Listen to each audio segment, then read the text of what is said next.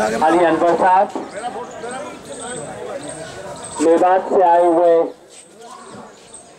सभी मौजूद हजरात, बुजुर्गवार और मेरे दोस्तों,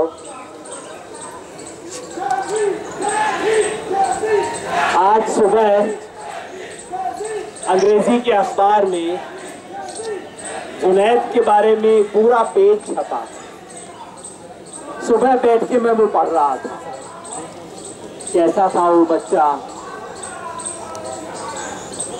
कैसी थी उसकी तालीम, कैसी थी उसकी तहजीब, कैसे उसने वो दिन शुरू किया और कैसे वो दिन खत्म हुआ। और मैं सोच रहा था कि अंग्रेजी पढ़ने वाले, अखबार पढ़ने वाले लोगों को पता नहीं कितने लोगों को इसका इल्म भी है कि ये मेवात क्या जगह है, मेवात क्या चीज है और मेवाती क्या लोग हैं। पता नहीं इनमें से कितनों को पता है कि टीवी के एंकर, अखबार में लिखने वाले, हालांकि बहुत अच्छी कहानी लिखी हुई थी, इसको अगर हिंदी में तर्जुमा करके लिखा जाए बहुत अच्छा होगा। पिछले कई साल से मैं इन्हें समझा के थक गया, लेकिन अभी तक शायद बात इनके जहन में उतरती नहीं है। जो बात समझाने की जरूरत है वो ये है कि जनाब, ये मेवात वो जगह है जिसने मुगलिया सल्तनत से भी लोहा लिया, जिसने अंग्रेजों का भी मुकाबला किया। आप अपनी देशभक्ति के भाषण यहाँ पे आके मत दो। मेवात आपको देशभक्ति सिखा सकता है, मेवात देशभक्ति सीखेगा।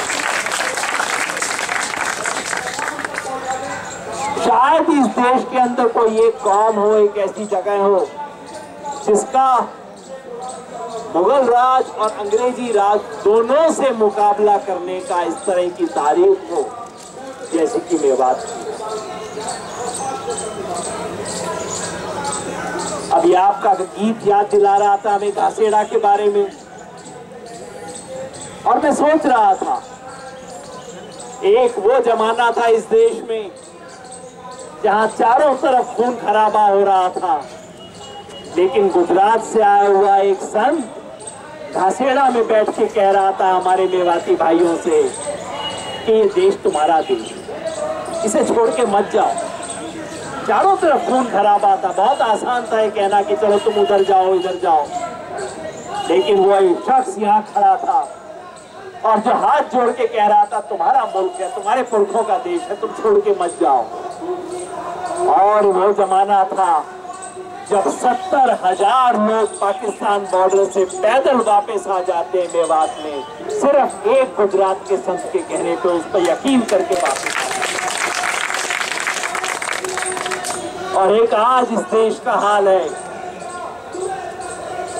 जहां इस देश के बड़े से बड़े ओहदे पे बैठने वाला लोग, वो भी गुजरात से है, प्रधानमंत्री है इस देश का,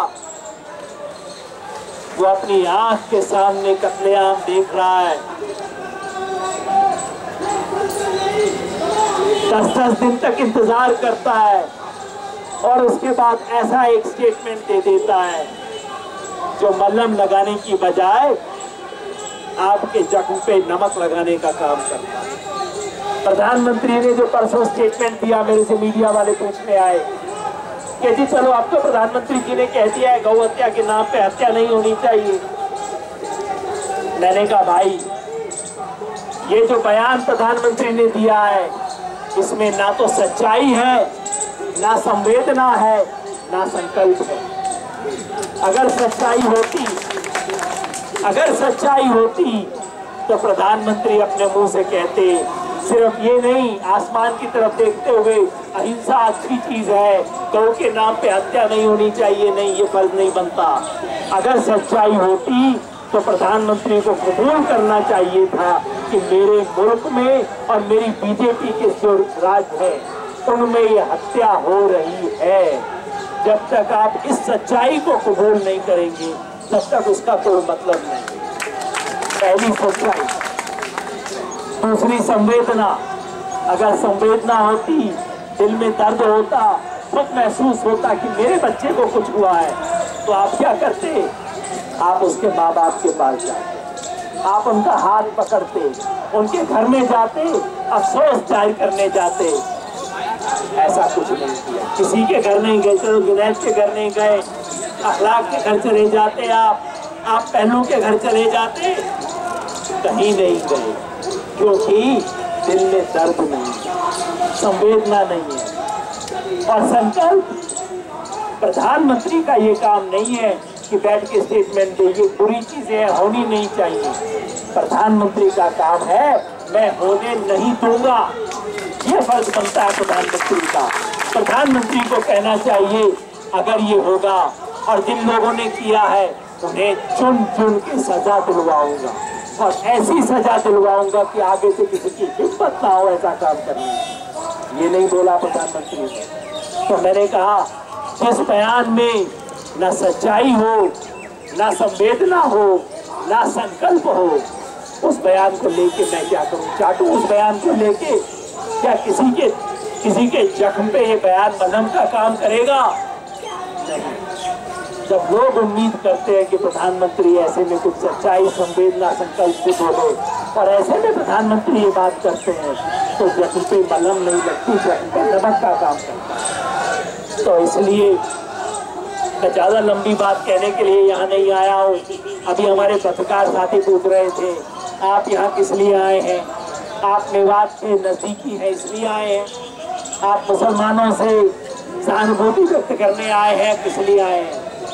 मैंने कहा ना भाई, ना मैं मेवात के लिए आया, ना मैं मुसलमान के लिए आया यहाँ पे। ये संयोग है। मेवात अब मेरा एक दूसरा घर है, ये संयोग की बात है। मेवात से जो मेरा जज्बाती लगाव है वो मेरी अपनी जगह है, मैं जानता हूँ, और मेवात के कम से कम कुछ चुनिंदा लोग भी इस बात को जानते हैं, वो अपनी जगह है। लेकिन मैं यहाँ मेवात के लिए नहीं आया, मैं यहाँ मुसलमान के लिए नहीं आया, क्योंकि आज जो हो रहा है वो सिर्फ मुसलमान के साथ नहीं है। तो वही तो बोल रहे हैं। ये मैं यहाँ पे हिंदुस्तान के लिए आया।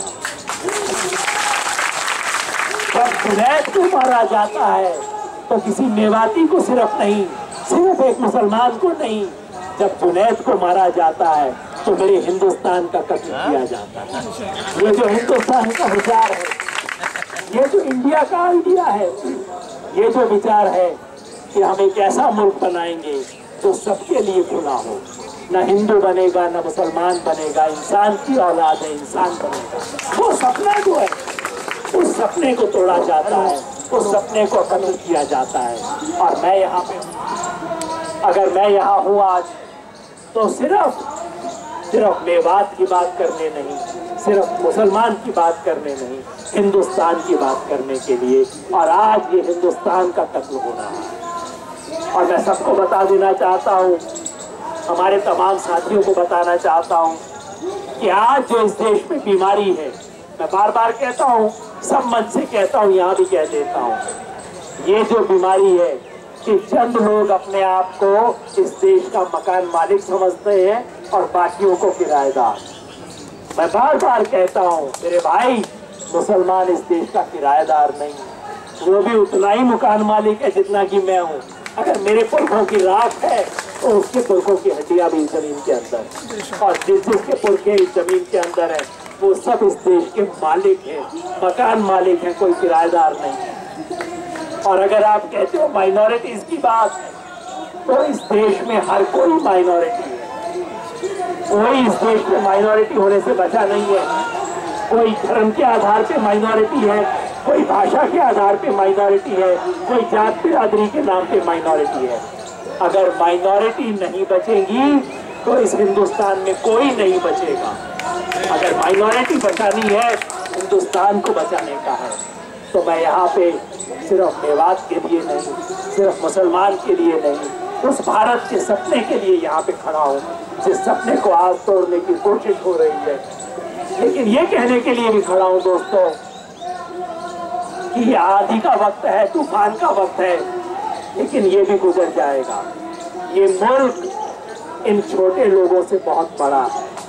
ये मुल्क महात्मा गांधी का मुल्क है। ये मुल्क इन लोगों को गुजरने देगा और आखिर में ये मिट्टी जीतेगी। ये जो आरएसएस वाले लोग हैं, मैं बार बार कहता हूँ, ये आरएसएस के लोग गलत मुल्क में पैदा हो गए।